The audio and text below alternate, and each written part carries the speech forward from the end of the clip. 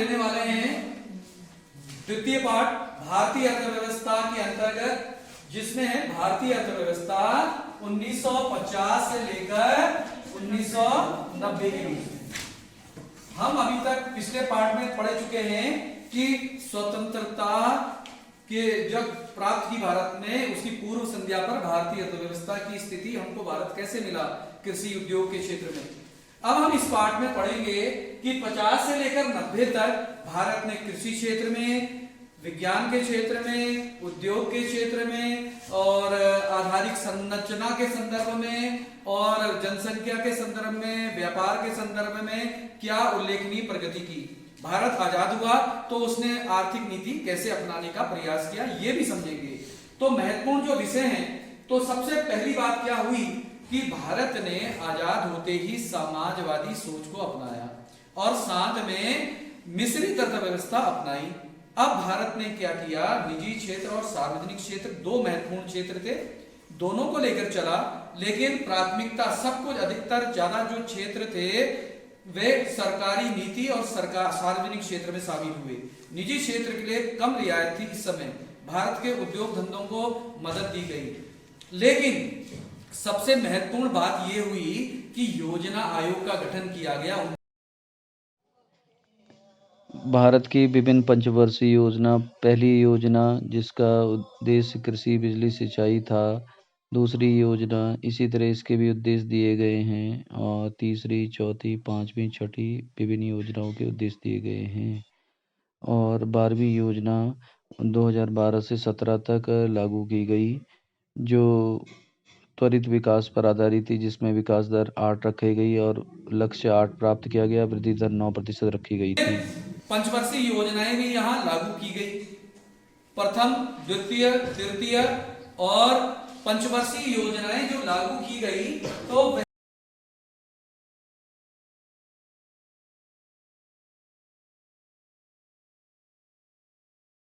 1950 है, कहां से जैसे लागू तक 12वीं पंचवर्षीय योजना, कितनी 12वीं पंचवर्षीय योजना तक विभिन्न योजनाएं आई। तो पंचवर्षीय योजना का योजना जो शब्द है, हमारा जो योजना शब्द है ये इस बार जुड़ गया। क्या जुड़ गया? योजना शब्द जुड़ गया। और योजना माने एक निश्चित समय अवधि में निश्चित जो आपके पास बजट है, किस क्षेत्र में कितना बजट का प्रावधान किया जाए और लक्ष्य क्या है, लक्ष्य को हमने उस निश्चित समय में पूर्ण करना हमारी क्या कहलाता है, योजना के अंतर्गत आता है। और इसमें हम सभी चीजों को क्या करते हैं, व्यवस्थित करते हैं।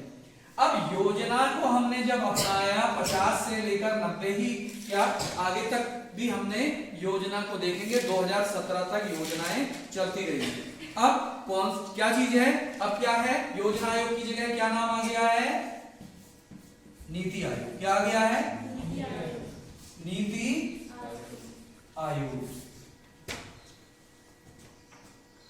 तो नीति आयोग आ गया है। अब क्या है, पंचवर्षीय योजनाएं अभी खत्म नहीं हुई हैं, लेकिन जरूरत के हिसाब से 1 साल की या जैसे भी सरकार वर्तमान में समझती है ऐसे ही योजनाएं लागू चल रही हैं, हर वर्ष के लिए बना ली। तो इस तरह से पंचवर्षीय योजनाएं जो चली थी यहां से, तो वह अब क्या हो गई, 17 में पूर्ण हो गई। अब हम देखते हैं, तो जब योजना को शामिल किया, चाहे कृषि है, उद्योग है, व्यापार है या जो भी स्थिति थी, उससे निपटने के लिए क्या जरूरत थी, तो सरकार के 4 ध्येय थे जो उसने समाजवादी सोच के साथ। पहला क्या था, समृद्धि।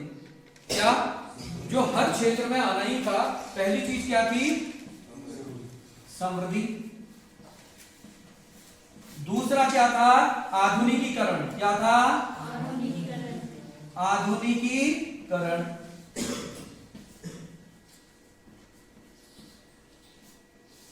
तीसरा क्या है, आत्मनिर्भरता। गुड, आत्मनिर्भरता। अब एक और चौथा जो था पॉइंट है वो है समानता। गुड। तो ये देखिए, ये 4 चीजों के लिए क्या किया गया, ये चार चीजें सरकार ने अपनी योजनाओं में, चाहे वह जो भी नीति अपनाएगी, इनको पूर्ण करना आवश्यक है। देखिए समृद्धि क्या होती है, आर्थिक समृद्धि के परिप्रेक्ष्य में लें तो जिस स्थिति में हम आज हैं उससे हम अधिक या उतना कम से कम बने रहें एक साल के बाद, या जब भी हमको मापन करना है या देखना है कि एक साल की अवधि के बाद हम किस स्थिति में, उससे बढ़ जाएंगे तो वो हमारी समृद्धि है। इसी तरह अर्थव्यवस्था में अगर हम आर्थिक वृद्धि कर रहे हैं, वैज्ञानिक प्रगति हो रही है, शैक्षिक स्तर में सुधार हो रहा है, लिंगानुपात सुधार रहा है, हर चीज में सुधार आ रहा है, तो वह क्या कहलाएगी, परिप्रेक्ष्य में समृद्धि कहलाएगी। हम सुधर रहे हैं, हम बढ़ रहे हैं आगे। दूसरी चीज है आधुनिकीकरण। भारत ने यह प्रयास करना था हर क्षेत्र में, कृषि, उद्योग, किसी भी क्षेत्र में, व्यापार में आधुनिकीकरण लाना है। तो आधुनिकीकरण माने मशीनों का उपयोग, लेटेस्ट टेक्नोलॉजी और इसका इस्तेमाल निरंतर करते चले जाना है। यह क्या कहलाएगा, आधुनिकीकरण। तीसरा पॉइंट था आत्मनिर्भर। भारत ने अब आत्मनिर्भर बनना है, चाहे कृषि हो, चाहे उद्योग हो, चाहे व्यापार हो, चाहे व्यावसायिक संरचना हो, चाहे टेक्नोलॉजी हो, सभी में भारत ने क्या बनना है, आत्मनिर्भर बनना है।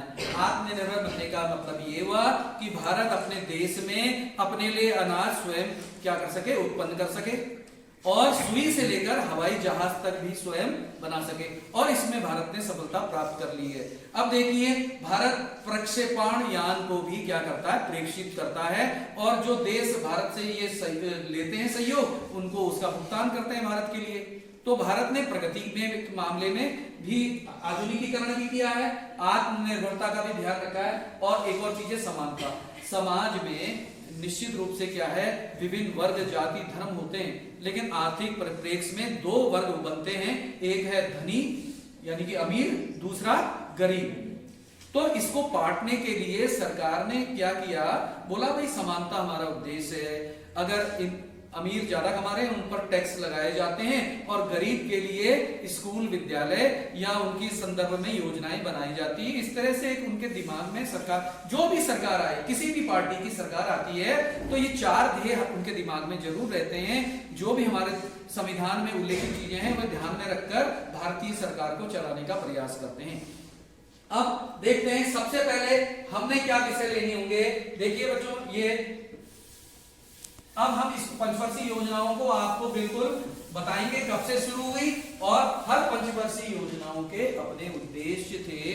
कि पहली पंचवर्षीय योजना आई तो उसमें कृषि को प्राथमिकता दी गई, दूसरी पंचवर्षीय योजना आई तो कृषि और उद्योग को प्राथमिकता दी गई, तीसरी आई तो उसमें हालांकि कृषि में भी काफी प्रगति हुई, लेकिन उद्योग को बहुत प्राथमिकता दी गई, और ऐसे ही चौथे, पांचवे में ये उद्देश्य रखे जाते थे कि भाई आर्थिक वृद्धि कितनी दर से की जाए, 7.6% एक निश्चित आर्थिक वृद्धि निर्धारित कर दी जाती थी, और कृषि क्षेत्र में, व्यापार क्षेत्र में, उद्योग क्षेत्र में प्रगति, औद्योगिक विकास, कृषि विकास कितना हुआ ये देखा जाता था। अच्छा, अब देखते हैं, सबसे पहली चीज हम लेते हैं कृषि। भारत में आपने पता है, जब हम आर्थिक संरचना हमने पढ़ी ली स्वतंत्रता के समय में, पाठ पढ़ लिया है, तो उसमें हमने देखा कि जो कृषि है, कृषि में क्या है कि इसकी शुरुआत तो भारत ने पैसा बजट प्रथम ने भी लगाया, द्वितीय में भी लगाया, लेकिन 1960 में एक विचारधारा आई डॉक्टर नॉर्मन बोरलॉग के द्वारा, कृषि हरित क्रांति की गई। क्यों नहीं? क्योंकि उन्होंने उच्च किस्म के पैदावार वाले बीजों की निर्माण अपनी प्रयोगशाला में उत्पन्न किए थे, यानी कि काफी शोध किया डॉक्टर नॉर्मन बोरलॉग ने, उससे कृषि में क्रांति आ गई। यही काम भारत में किया डॉक्टर एमएस स्वामीनाथन ने। भारत में हरित क्रांति के जनक कौन है? डॉक्टर एमएस स्वामीनाथन, और विश्व में हरित क्रांति के जनक हैं doctor Norman Borlaug. Doctor Norman Borlaug. तो ये कृषि के प्रणेता हैं। हरित क्रांति का मतलब क्या है कि जो कृषि उपज थी, जितनी उपज होती थी निश्चित हेक्टेयर में या निश्चित हेक्टेयर में जो उत्पादन है वह अब 3 गुना 4 गुना बढ़ गया। जिस एक खेत में जितनी उपज होती थी उससे कई गुना खेती बढ़ गई, क्योंकि अब शोध किए गए डॉक्टर नॉर्मन बोरलॉग ने किए उसी समय में भारत में 1960 के दशक में डॉक्टर एम.एस. स्वामीनाथन और सुब्रमण्यम स्वामी इनके द्वारा कृषि के क्षेत्र में कई शोध किए गए कि ऐसी किस मौसम में किस जलवायु में कौन से गेहूं कौन से धान अच्छे किस्म के बोए जाए कि वह उस जलवायु में ज्यादा से ज्यादा फसल दे सके। इसके लिए कई शोध संस्थानों में प्रयास किए गए और भारत में भी हरित क्रांति के द्वारा पंजाब, हरियाणा, उत्तर प्रदेश, बिहार, पश्चिम बंगाल इन इलाकों में कृषि उत्पादन में काफी वृद्धि हुई और हरित क्रांति के रूप में भारत ने भी अब हरित क्रांति में HYV कौन से बीज, हाँ, जो शोध के द्वारा HYV बीज high yielding variety, high yielding variety उच्च किस्म के बीज जब बोए जाते हैं उससे कृषि के उत्पादन में वृद्धि होगी। इसके अलावा बच्चों देखिए, एक ये तो सामान्य नजरिया वैज्ञानिक नजरिया हमने देखा जिससे कृषि में उत्पादन में वृद्धि हुई। दूसरी तरफ सरकार ने स्वतंत्र होते ही कई कृषि क्षेत्र में सुधार किए, भू सुधार लाया गया, भू सुधार कार्यक्रम किए गए, विनोबा भावे द्वारा भू आंदोलन चलाया गया। इसी तरह सरकार ने भी जो गरीब तबके के लोग थे अमीर लोगों से भूमि लेकर जो गरीब तबके थे उनको जमीन बांटी गई, कई इलाके जंगल काट के लोगों को बसाया गया, हर पेड़ भी उगाए गए सरकार के द्वारा, जो फल वाले पेड़ होते हैं उनको लगाया भी गया और एक निर्धारित किया गया कि कितने वृक्ष होने चाहिए। भू सुधार में चकबंदी लाई गई, कृषि जोत निर्धारित की गई और जो जमींदार के चंगुल से छुड़ाने का प्रयास किया गया सामान्य जनता को और उन्हें खेत बांटे गए और जो जिसके पास जमींदारों के पास अधिक जमीन थी और उनको जो अधिकार था पैसे वसूलने का वो हटा दिया गया और उनके पास भी अतिरिक्त जमीन कृषकों को बांटी गई। तो ये प्रयास किए गए कृषि क्रांति में एकमात्र अच्छे किस्म के बीज से ही नहीं, सिंचाई की सुविधा बढ़ाने का प्रयास किया गया, ये भू सुधार किए गए अभी मैंने बताए और इसमें फर्टिलाइजर खाद भी लाई गई अच्छी से अच्छी जिससे कि उत्पादन हमारा बढ़ा। अब हम देखते हैं औद्योगिक नीति। औद्योगिक नीति जो हम समझेंगे उसमें क्या है बच्चों, जो औद्योगिक नीति है किससे बना है? औद्योगिक शब्द, औद्योगिक शब्द बना है उद्योग से। किससे बना है? और औद्योगिक से क्या बना है? औद्योगिकरण। तो ये शब्द किससे बना है? उद्योग से। तो औद्योगिक प्रस्ताव या नीति 1956 में आई वैसे हालांकि, और पहले में कृषि पर ही ज्यादा जोर दिया गया, उद्योग में भी ध्यान दिया गया था लेकिन ज्यादा नहीं। द्वितीय पंचवर्षीय योजना में 1956 में लगभग औद्योगिक नीति आ गई थी। हालांकि शुरू में भारत ने जो उद्योग में क्या किया, अधिकतर उद्योग, क्योंकि भारत ने मिश्रित अर्थव्यवस्था अपनाई तो यहाँ निजी क्षेत्र और सार्वजनिक क्षेत्र दोनों ही थे, यानी कि समाज का कल्याण और लाभ दोनों ही रखे गए, लेकिन निजी क्षेत्र को कम जिम्मेदारी दी गई, सार्वजनिक क्षेत्र के पास ज्यादा जिम्मेदारी थी 1950 से लेकर 90 तक।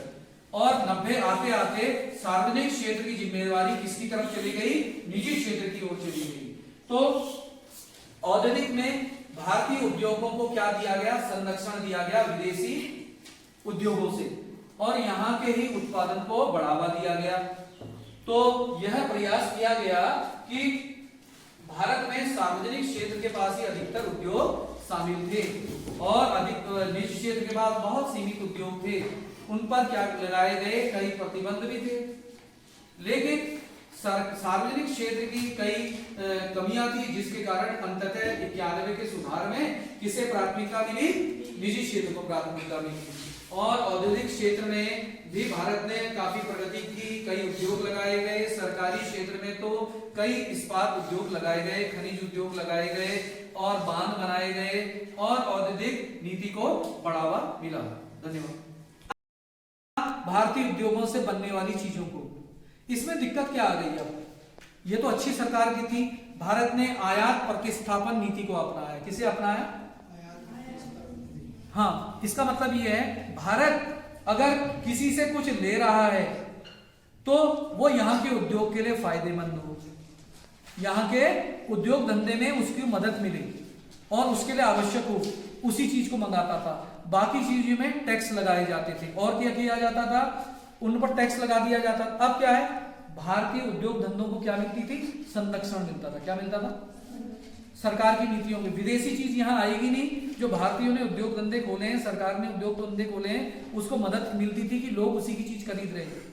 लेकिन दिक्कत क्या थी कि भारत के लोग दाम भी ज्यादा देते थे और घटिया चीज खरीदने पर भी मजबूर थे। क्या पता विदेशी चीज सस्ती और बढ़िया क्वालिटी की हो। तो एक ये नुकसान हो रहा था, प्रतिस्पर्धा का अभाव था, व्यापार के द्वारा विदेशी चीजों को यहाँ आमंत्रित नहीं किया जा रहा था और सरकारी क्षेत्र में ऐसे भी कुशलतम उपयोग नहीं हो रहा था। और इसके कारण अंततः भारत ने किस क्षेत्र को महत्व दिया? बाद में निजी क्षेत्र को। और विदेशी जो चीजें प्रतिबंध लगे हुए थे, अब 1991 के बाद वे प्रतिबंध भी हट गए व्यापार से भी। अब हम उद्योग भी देख चुके हैं, कृषि देख चुके हैं, व्यापार देख चुके हैं। अब हम देखते हैं कि व्यावसायिक संरचना क्या, इसके मामले में अब देखिए कि कृषक अभी भी इस काल में भी 1950 से 90 के बीच में भी लगभग 70-74 नहीं भी थे तो लगभग 65-66% किसमें लगे हुए थे? ग्रामीण क्षेत्र में रह रहे थे। जनसंख्या तो लगभग समझ लो कि 70-72% रहती होगी और कृषि काम में लगभग कितने लोग लगे हुए थे? लगभग 64-65% अभी भी कृषि में लगे हुए थे। और उनका योगदान धीरे धीरे जब हम 50 से 90 की ओर बढ़े तो कृषि में राष्ट्रीय आय में योगदान कृषि का कम हो रहा था, लेकिन जनसंख्या लगभग उतनी की उतनी उस क्षेत्र में बनी हुई थी। अर्थात ये है, एक जमीन जो थी जो पहले 10 लोगों का पेट भर लेती थी बहुत आराम से और वह अपने अनाज को बेच भी लेते थे, अब क्या हो चुका था कि वह जमीन बढ़ते बढ़ते 50-100 जनों में बढ़ चुकी थी। तो इस तरह से क्या हुआ था, जो खेत थे वह तो कई लोगों में बढ़ गए और अनाज भी उत्पादन कम हो रहा था, लोग भी उसी में ही लगे हुए थे, लेकिन उनका योगदान क्या हो गया था? राष्ट्रीय आय में कम हो चुका था। मान लिया एक परिवार में अदृश्य बेरोजगारी भी आ गई है ना, दिखाने के लिए तो वो कुछ काम कर रहे हैं लेकिन अदृश्य बेरोजगारी है। जिस खेत में 10 जने काम करते थे अब कितने कर रहे हैं? 100। तो उनके लिए कमाई का साधन उतना अधिक नहीं रह गया था। तो कहने का मतलब राष्ट्रीय आय योगदान में अभी भी ज्यादा था इसका प्राथमिक क्षेत्र का, लेकिन आनुपातिक रूप से कम हो गया था। द्वितीय क्षेत्र माने होता है उद्योग धंधे। द्वितीय क्षेत्र माने उद्योग धंधे में क्या था, क्या करना था कि भारतीय उद्योग जो थे उसका सब किसके अधीन थे? सार्वजनिक क्षेत्र में थे। किसके अधीन थे? और निजी क्षेत्र को काफी कम श्रेय था और उसमें जनसंख्या क्या थी? बहुत ज्यादा नहीं, फिर भी थोड़ा अधिक बढ़ गई थी और राष्ट्रीय योगदान में आय में भी इसका योगदान द्वितीय क्षेत्र का बढ़ गया था। अब आते हैं तृतीय क्षेत्र, सेवाएं, जो लोगों को सुख सुविधाएं दी जाती है। तो इस सेवा वाले क्षेत्र में क्या थी? जनता अभी बहुत कम थी और इसका भी राष्ट्रीय आय में योगदान इस अवधि में बहुत अधिक नहीं था, लेकिन बढ़ रहा था। ये क्षेत्र में लोगों का योगदान और उनका प्रतिशत और राष्ट्रीय आय में योगदान बढ़ने की ओर था। तो इस तरह से हमने देखा कि इस अवधि में विभिन्न पंचवर्षीय योजनाएं लागू की गई और उनके विषय क्या थे। सबसे पहले क्या करना था? हमने कृषि क्षेत्र देखा, हमने व्यापार देखा, हमने उद्योग देखा, हमने व्यावसायिक देखा और जनसंख्या के मामले में फिर से देख लेते हैं कि जनसंख्या अभी भी अधिकतर कहां बसी हुई थी? ग्रामीण क्षेत्र में। शहर बन रहे थे, शहरी क्षेत्रों में भी जनसंख्या पलायन कर रही थी और अभी भी क्या था? शिशु मृत्यु दर, अब वैज्ञानिक जैसे जैसे खोजें बढ़ती गई शिशु मृत्यु दर भी कम होती गई। जनसंख्या की वृद्धि दर बनी रही लेकिन मृत्यु दर धीरे धीरे कम होने लगी। इससे जनसंख्या विस्फोट की स्थिति भारत में देखने के लिए मिली। भारत अभी जनसंख्या के मामले में कौन से स्थान पर है? द्वितीय स्थान पर है और इसी दर से जनसंख्या बढ़ती रही तो कभी प्रथम स्थान पर ना आ जाए। तो तो भारत ने प्रयास तो काफी किए कि जनसंख्या को नियंत्रित किया जाए, उसके लिए जनसंख्या नियंत्रण योजनाएं लागू होती रहती हैं और प्रयास किए जा रहे हैं और लोगों को जागरूक किया जा रहा है कि वे जनसंख्या सीमित करें और भारत ने जनसंख्या की जो नीति है वह अपनी ओर से बनाई है। अगर भारत वैज्ञानिक सोच के साथ आगे बढ़े तो इस पर नियंत्रण कर सकता है। तो हमारे विषय इसके अलावा जो पंचवर्षीय योजनाएं हैं उसमें हमने क्या देखना था, सबसे पहले आर्थिक समृद्धि, दूसरा क्या देखना था, आधुनिकीकरण हो रहा है नहीं हो रहा है देश में, हर क्षेत्र में, हर विभाग में। उसके अलावा क्या आधुनिकीकरण, आर्थिक समृद्धि और आत्मनिर्भरता भारत को मिल रही है। क्या भारत अपने आप सुई से लेकर हवाई जहाज बना रहा है? क्या भारत को किसी और देश की आवश्यकता नहीं है? तो इसकी ओर बढ़ रहा है कि नहीं, ये भी प्रयास किया गया। फिर समानता, जो जनता में गरीबी और अमीरी का भेदभाव था वह कम करने का प्रयास करती है सरकार अपनी ओर से, और यह भी पंचवर्षीय योजनाओं में प्रमुख उद्देश्य के रूप में रखा गया। इसके अलावा अब हम आते हैं कि जो ये विभिन्न विषय हैं ये सार्वजनिक और निजी क्षेत्र में क्या योगदान था, अधिकतर किसके अंतर्गत कार्य किया गया, हर क्षेत्र में क्या था, किसका योगदान था, सार्वजनिक क्षेत्र ज्यादा था, सरकार की भूमिका ज्यादा रही 1950 से लेकर 90 तक। फिर 91 से लेकर आज तक किसकी महत्वपूर्ण भूमिका है, निजी क्षेत्र भी बहुत महत्वपूर्ण बन गया है। सरकार तो है ही, सरकार भारत की महत्वपूर्ण है ही, सार्वजनिक क्षेत्र में भी कई उद्योग धंधे हैं बड़े बड़े जो प्राइवेट क्षेत्र को नहीं दिए जा सकते। जो बाकी उद्योग धंधे जो सरकार के अलावा है वो सब किसको सौंप दिए गए हैं, निजी क्षेत्र को भी सौंप दिए गए। तो अब सार्वजनिक क्षेत्र और निजी क्षेत्र दोनों मिलकर भारत के आर्थिक विकास की ओर अग्रसर कर रहे हैं। धन्यवाद।